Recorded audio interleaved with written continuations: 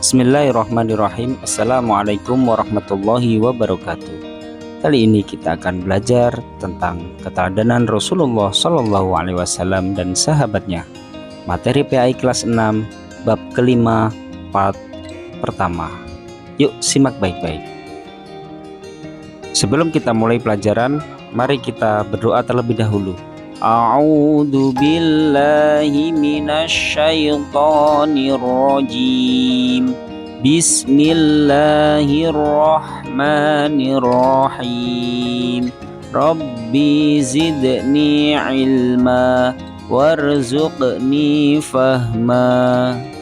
Peta konsep yang akan kita bahas yaitu tentang keteladanan Rasulullah Shallallahu Alaihi Wasallam di part pertama, dan part yang kedua nanti akan kita bahas tentang keteladanan sahabat Nabi Muhammad Shallallahu Alaihi Wasallam. Kejujuran dan kasih sayang Rasulullah Shallallahu Alaihi Wasallam.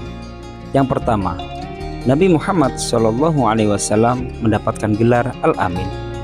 Kalian tentunya sudah mempelajari kisah 25 Nabi.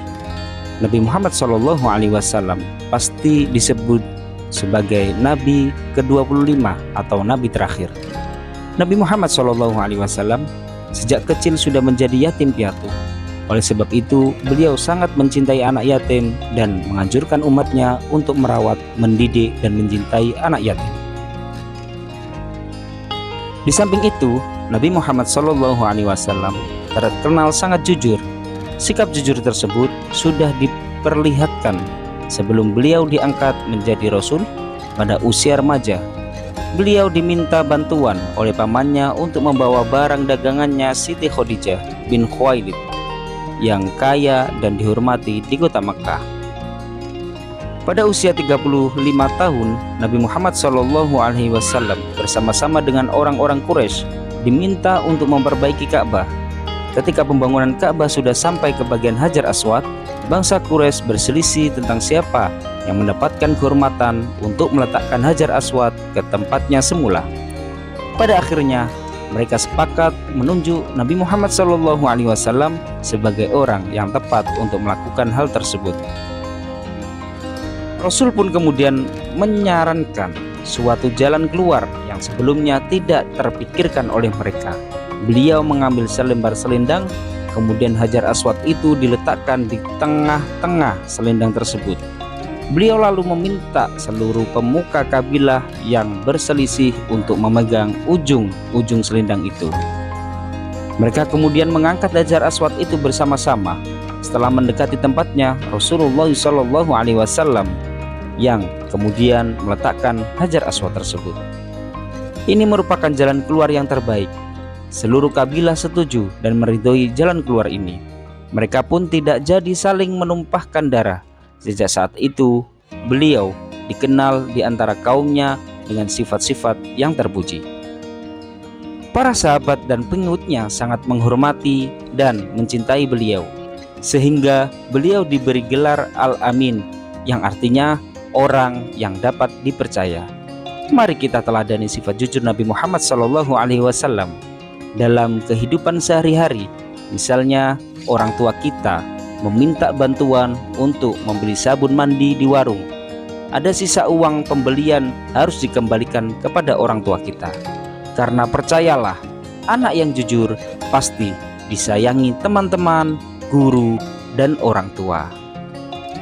Kasih sayang Rasulullah SAW terhadap anak, keluarga, orang tua, dan masyarakat. Selain memiliki sifat jujur dalam berdagang dan bergaul, Rasulullah SAW pun sayang terhadap keluarga dan orang-orang di sekitarnya. Pada zaman jahiliyah, penduduk Makkah tidak menghargai anak perempuan. Namun Nabi Muhammad SAW justru menggendong putrinya Fatimah yang masih balita sambil tawaf mengelilingi Ka'bah. Begitu pula setelah Fatimah dewasa dan dikaruniai anak, Rasulullah SAW menyayangi cucunya yang bernama Hasan dan Husain. Selain itu, Nabi Muhammad SAW juga mengajarkan kita semua untuk hormat kepada orang tua. Rasulullah SAW tidak pernah menyakiti hati orang lain. Hal itu dapat dibuktikan dalam hadis beliau yang artinya, barang siapa yang beriman kepada Allah Subhanahu wa Ta'ala dan hari akhir, maka hendaklah ia berkata yang baik atau diam. Hadis riwayat Al-Bukhari dan Muslim. Kepedulian Rasulullah SAW terhadap lingkungan. Kepedulian Rasulullah SAW bukan hanya pada ibadah seperti sholat, tetapi beliau pun peduli terhadap lingkungan hidup. Hal itu tercermin pada perilaku beliau, antara lain yaitu Nabi Muhammad SAW sangat hemat dalam menggunakan air. Yang kedua yaitu Nabi Muhammad SAW mengajarkan agar tidak melakukan kerusakan di muka bumi ini. Yang keempat, Nabi Muhammad SAW sebagai pembawa rahmat bagi alam semesta. Anak-anak, tahukah kalian Nabi Muhammad SAW diutus oleh Allah Subhanahu wa Ta'ala sebagai rahmatan lil alamin, atau sebagai pembawa kasih sayang bagi alam semesta ini? Tentunya kalian ingin tahu lebih jauh, apa tujuan Nabi Muhammad SAW berdakwah? Tujuan Nabi Muhammad SAW berdakwah adalah untuk mengubah keadaan masyarakat jahiliyah menjadi masyarakat yang sejahtera berdasarkan agama tauhid. Misi kedamaian dan kesejahteraan hidup tersebut bukan hanya bagi bangsa Arab ketika itu, tetapi bagi seluruh alam sampai sekarang dan akhir zaman.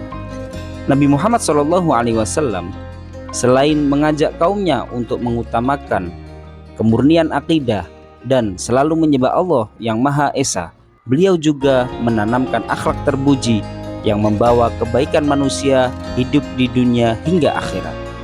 Salah satu sifat terpuji yang dapat kita cermati ketika beliau dan pengikutnya hijrah ke kota Madinah adalah beliau mampu menanamkan sikap persaudaraan antara kaum pendatang atau disebut dengan kaum muhajirin dengan kaum ansor, sehingga mereka saling menolong untuk menciptakan daerah yang tertib dan aman.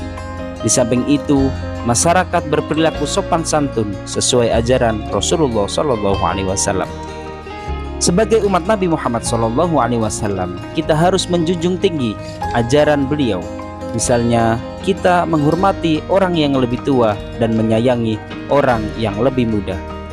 Kita berperilaku sopan dan bertutur kata santun terhadap orang tua, guru, dan masyarakat sekitar. Juga kita menjaga lingkungan kita agar selalu bersih, karena kebersihan adalah sebagian dari iman. Kita harus peduli terhadap lingkungan sekitar untuk kebaikan diri dan orang lain. Maka kita harus selalu berperilaku sesuai ajaran Rasulullah SAW. Alhamdulillahirabbil alamin.